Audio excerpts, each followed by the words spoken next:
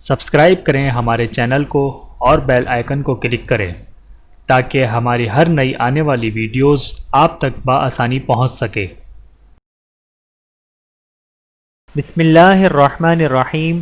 رسول اللہ صلی اللہ علیہ وآلہ وسلم نے ارشاد فرمایا، تم میں سے کسی کے سر میں لوہے کی کیل ٹھونک دیا جانا اس سے بہتر ہے کہ وہ کسی ایسی اجنبی عورت کو چھوئے جو اس کے لیے حلال نہیں ہے۔ بحوالہ طبرانی، حدیث نمبر 16880۔ اللہ تعالی ہم سب کو عمل کرنے کی توفیق عطا فرمائے، آمین ثم آمین۔ ویڈیو دیکھنے کا بہت شکریہ۔ مزید ویڈیوز دیکھنے کے لیے ہمارے چینل کو سبسکرائب کریں۔ اگر ویڈیو پسند آئے تو لائک کریں۔ اچھی بات کو دوسروں تک پہنچانا صدقہ جاریہ ہے۔ جزاکم اللہ خیرا کثیرا۔